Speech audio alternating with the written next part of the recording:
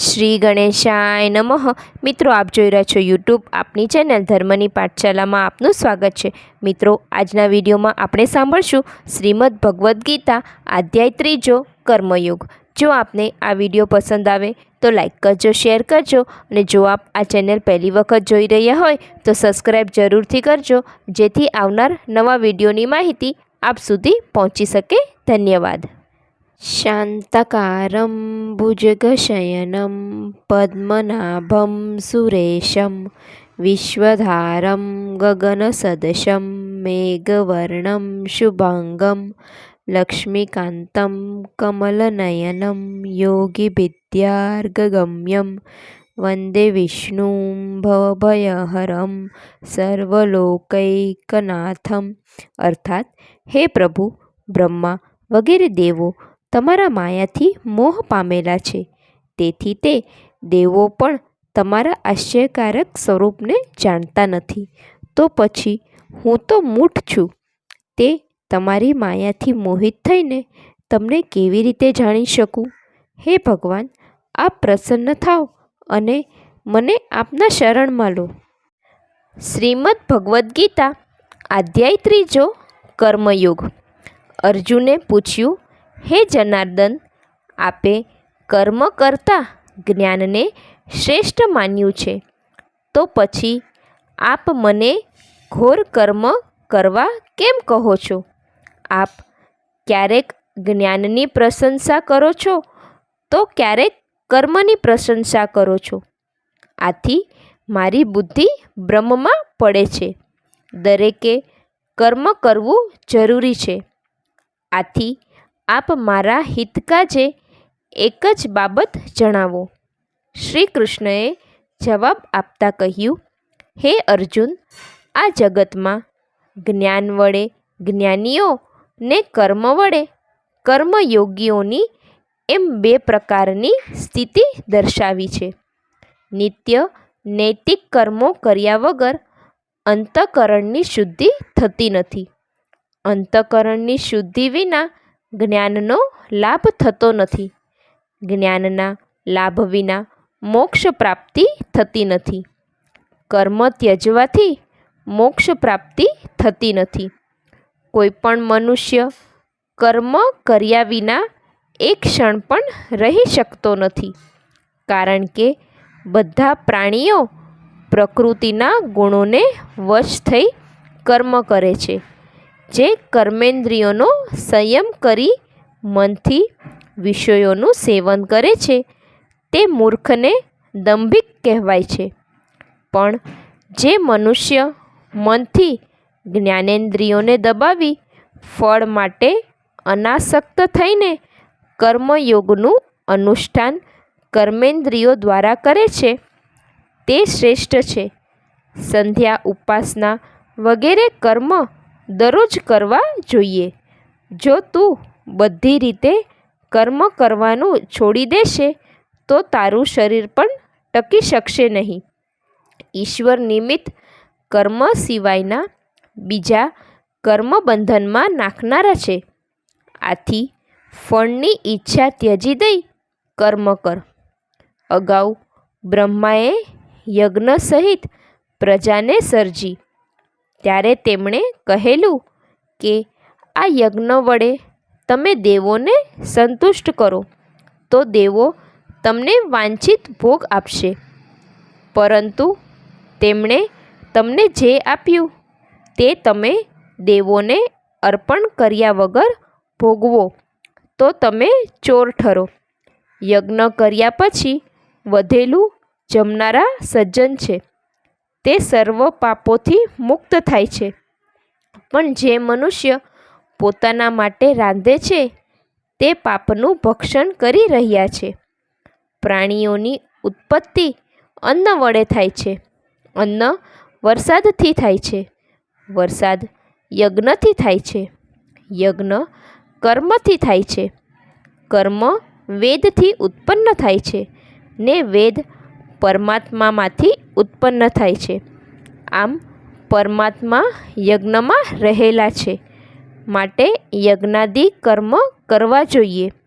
જે મનુષ્ય જગતમાં યજ્ઞાદિ કર્મ કરતો નથી તે ભારરૂપ છે ને વૃથા જીવે છે, પરંતુ જે આત્મામાં રાચે છે, આત્મામાં તૃપ્ત રહે છે ને આત્મામાં સંતોષી રહે છે, તેને કોઈ કર્મ કરવાનું રહેતું નથી.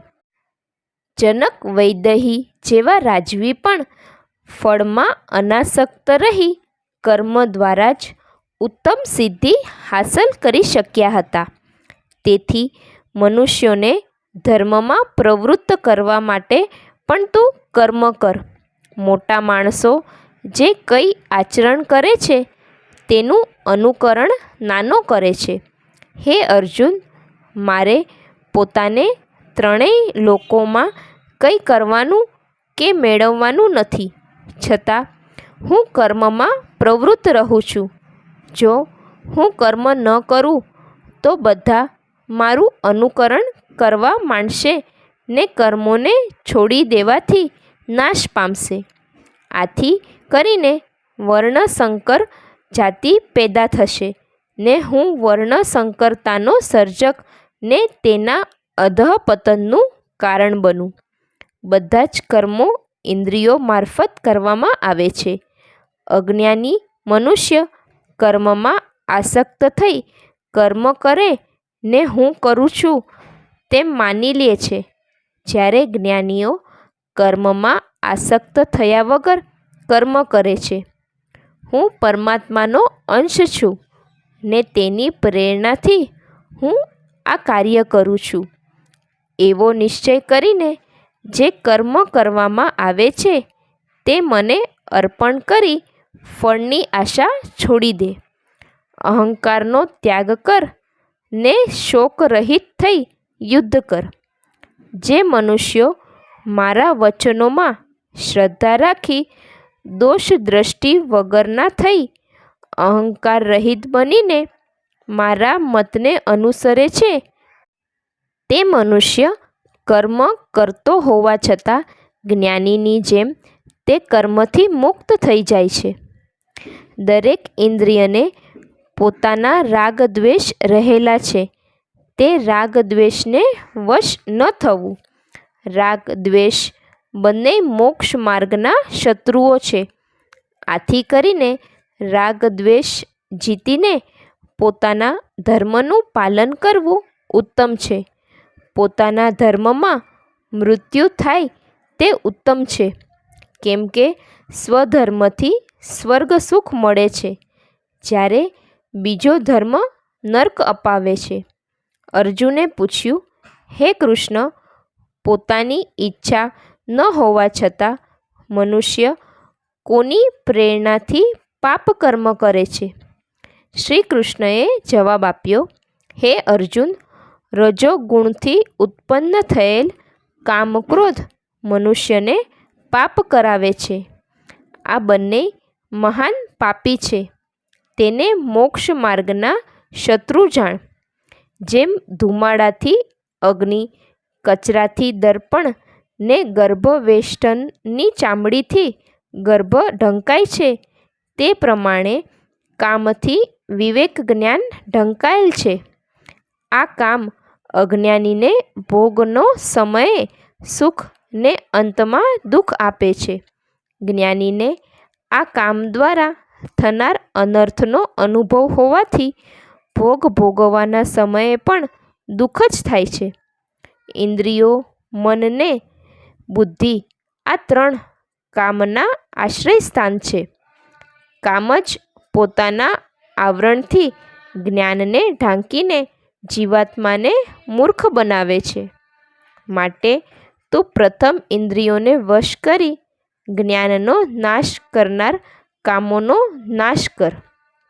ઇન્દ્રિયો દેહથી અલગ છે, બુદ્ધિ મનથી અલગ છે, મન ઇન્દ્રિયોથી પર છે, આત્મા બુદ્ધિથી પર છે.